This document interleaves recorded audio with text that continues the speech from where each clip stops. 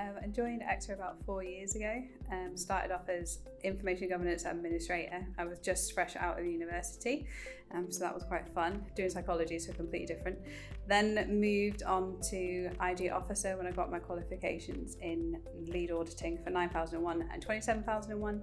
And then when we realised that we needed a HR department, one of the directors approached me and said, "Oh, you've done HR for 10 years, would you mind taking it over?" So I did, and here I am. Ultimately, EXA were the one that gave me the push to do my CIPD level 5 qualification. Before that, although I'd worked in loads of different companies, I worked for the Ministry of Defence, manufacturing companies, all different kind of organisations. Within a HR role, it was always administration, and they basically allowed me to continue just doing admin. I got quite frustrated and decided that was it. I was going to do change of career and went for psychology. And then when I joined EXA and they kind of appreciated my background knowledge and what I had to offer, that's when they gave me the CIPD level 5. So I wouldn't be here without them, really. I think something that's been really important to me is mentors.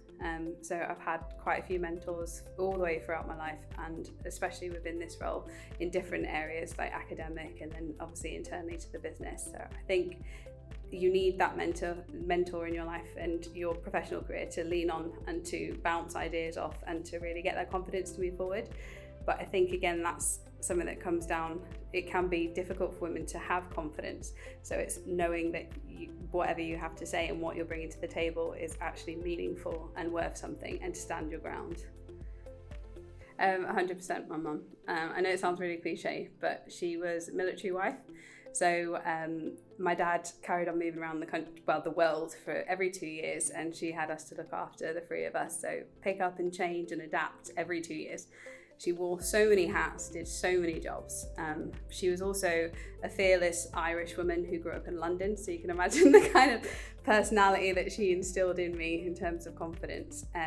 But yeah, she lived life out loud, which I really loved. She refused to be ordinary, which is very much something that I tried to encapsulate. And yeah, she was just absolutely relentless in the pursuit of happiness. So yeah, she's amazing. Probably my psychology tutor in university. His name was Dr. Thomas Musket, and he taught me critical psychology, which I did my dissertation on. He was a genius, which is without a doubt. But the whole purpose of critical psychology is to look at the world differently and question things and challenge things, whether that's social injustice or just social positions.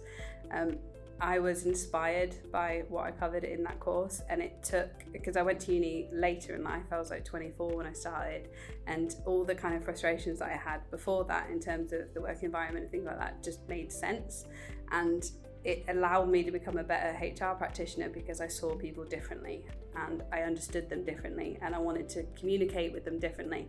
And I'm way more passionate about challenging things that I don't think are right. So I think if I hadn't have gone through that course and I hadn't met Thomas Musket, then I don't think I'd be as passionate as I am now about people.